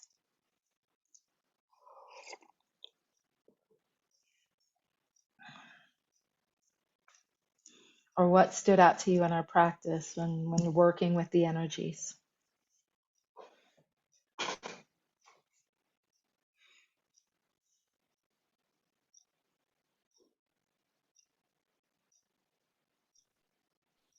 Today, I felt the energy flowing through me more than I have in any of our practices so far. And just felt like a fluid, golden flow. Nice. And that's what Nice. I was really into, the feeling of the energy in and out of my head, which felt nice. Nice. Nice.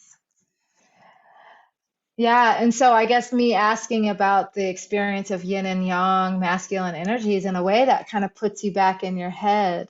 But I guess I'm curious, can you reflect on how it felt in your body? Was there any body sensations with any of them?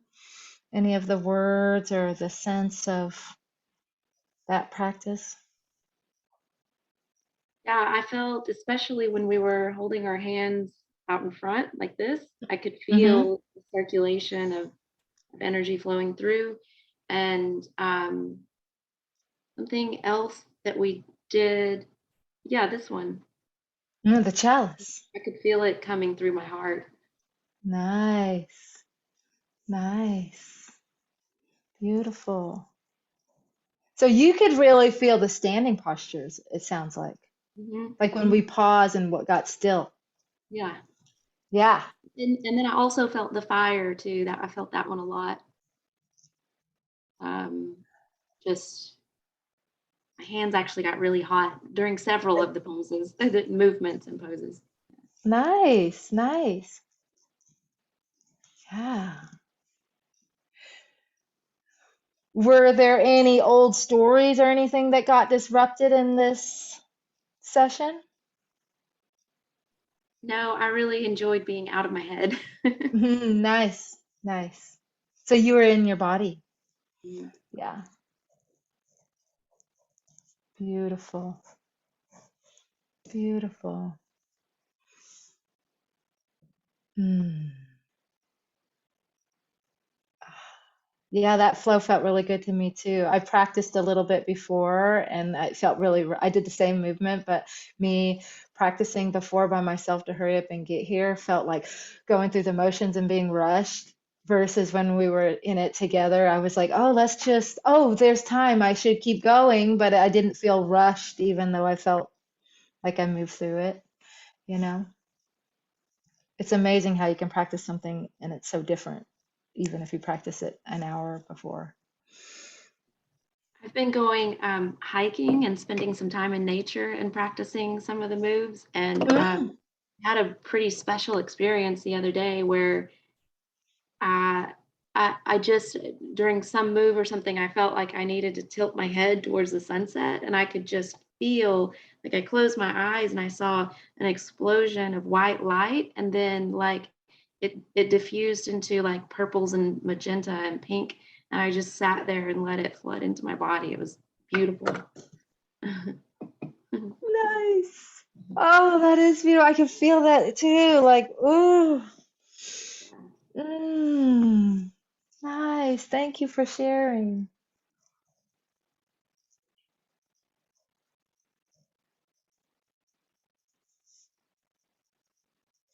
Mm. Mm.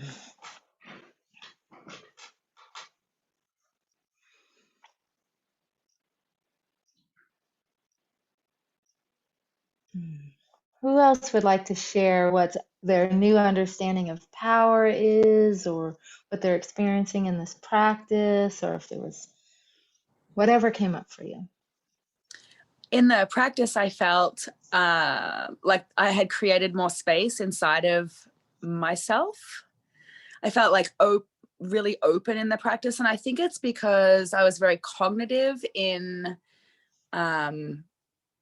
absorbing and sinking and sitting with the different words. So I was very in my head when it came to like, and then of course checking in with the body, but the listening to the words was very cognitive for me. And then getting up and moving, I just felt like I had all of this space, like almost as if space had been cleared, put away, things had been put away that weren't in the right places. I just felt more open and more receptive, I think, during the practice.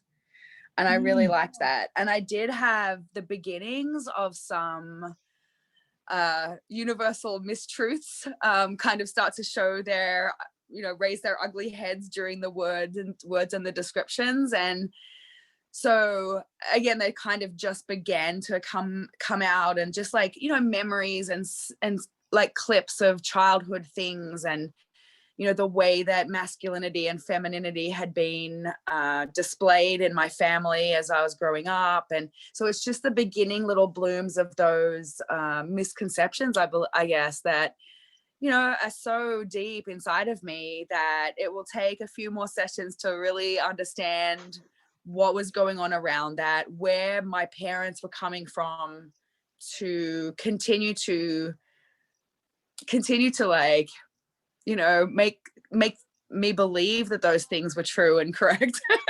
And I know that it's their upbringing and that they were brought up by the parents before them, and to bring all of that down. And it's just, I always find it so enlightening to feel and see and those shapes of things that have made my building blocks, and they're not accurate anymore. And I love being able to reshape those. So I could definitely feel some of those start to come through as well. It was really, really lovely. And then the practice, I just felt so open, like I'd created something, I'd seen something, and I was ready to put light on it. It was really lovely. Nice. Nice.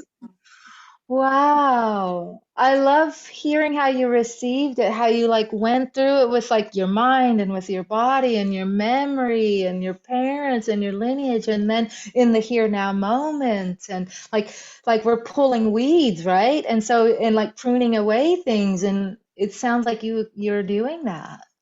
Yeah, this Wow. beginning, the Thank you. beginning buds are there for sure. Yeah, yeah. Yeah, it's a lifetime practice. It's cultivation, right? Beautiful. Right. Thank you.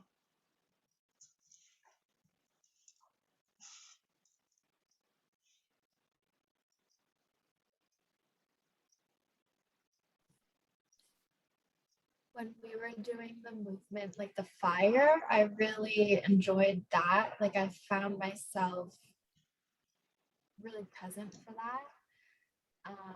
And then when we were going through the words, particularly, also when we were doing the movements, I felt, I don't know if the word is like reverence maybe, but I felt more open to masculinity, because when we were doing the words, I felt more like uncomfortable, especially the word control. Like I could feel my body just kind of close off. And then when we were discussing the feminine words, I felt sad when we were talking about passivity and just feeling like powerless when we were discussing that. So, yeah. Mm. Mm. Yeah, and then how did you say you carried that into the practice, into the physical practice? What were you saying there? I was saying I felt more open about the masculine side. Like maybe that was me connecting with the fire. Like I felt more like I could appreciate it. Like I didn't have to have such a like foul relationship with it. Like I didn't need to feel disgust. I didn't need to feel so, I don't know the word, just like I just like had this gross feeling in my mouth, especially around the word control. And then I could really appreciate like what masculinity has brought to this world. And yeah, I could feel like opening up. Beautiful. Beautiful. Yeah, the opening. We're at the stages. Like we're doing this 10 weeks together, and ideally I'm planting some seeds for, for your future. And then yeah, and what I love the word alchemy. One thing I just heard you say was like, ooh, the disgust and the grossness of the and or even the powerlessness of the right? And then practicing having reverence, right? Right there was a transition, a transformation of I don't want anything to do with that, and then holding it in reverence, right? That's so beautiful. Thank you. Thank you, Maria. Just like Thank Danny you. said, like your words when we were going through, it's just like it takes me back to when you're younger and you're listening to a story almost, like so descriptive, just so beautiful. Well, I try to tell you a story. Yeah, so good. Thank you. Thank you. Mm, mm. How about you, Daisy? What is your new understanding of power, or what opened up for you? So I grew up very kind of like very identified with masculine energy. So and as you're describing the masculine energy, I was feeling into my father's energy, very steady and trusting, that kind of feeling. I feel like in my family, like the feminine energy is not very nourished. And I do feel like there's a certain part of the memory that almost like my own experience or expression of sensuality almost felt like I just myself feel like ashamed for that. I don't know why. I feel like it's too structured. Maybe because of lack of education about the feminine power. So as you're describing about the feminine quality, I actually start seeing an image almost like in a lake water, a slow lake water. There's a slow trinket of water running on top of a smooth stone. I'm that piece of stone, and I can feel the yin energy nourishment, and then there's moss growing around. I just feel like the peacefulness and slowly how to say, smoothing out all the edges inside me. I feel the deep healing in all of those feminine quality. Yeah. And I also finished a painting. Wait. Oh, Yeah. cool. Yeah. I also on Tuesday you asked us to share something in the Qigong class, and based on what I shared, I also wrote a little manifesto.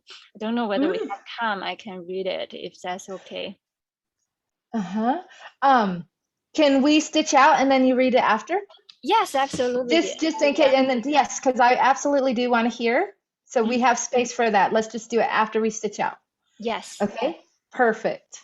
Mm-hmm. So we have some new openings, new things, new stories. We've created space. We're gonna go much deeper. Next session is a different session. We're gonna go to ourselves, and we're gonna work on unlocking Power Center 1, and it's getting past time. So I invite you to to pretty please go to the portal and you'll see the recording and you'll kind of know what the next session will be about somewhat, or the rest of our journey.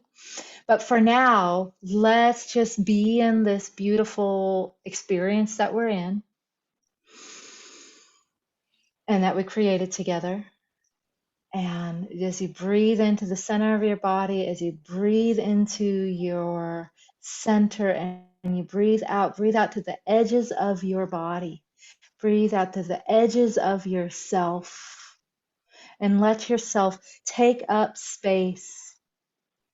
Let yourself be here and trusting and knowing that it's safe to be seen and that we want your presence here and your voice and your vision and your wisdom and your insights and your practice and vulnerabilities and the brilliance and all the things in between, the works in progress and the misunderstandings and all that. Just breathe into the fullness of the wholeness of yourself, so your full wingspan can expand. And that's what we're up to. We're reaching higher. We're honoring our ancestors. We're honoring the descendants. We're creating space for the fullness of ourselves to be fully here now. And we are walking as love, and we are holding this chalice. We are the chalice. And we're going to pass this chalice on. And so with that, we say yes and thank you. So it is and so it shall be. And let's go ahead and formally stitch out by just saying one word, speaking one word into our sacred circle, what you received from our time together this evening.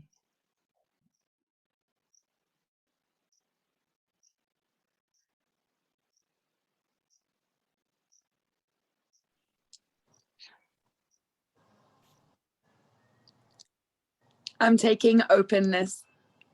Openness.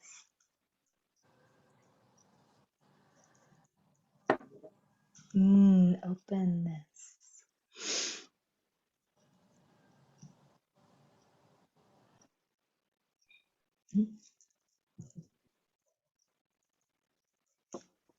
I'm taking flow. Flow.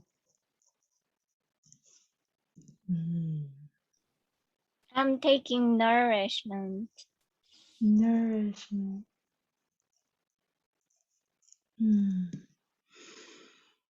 I received understanding.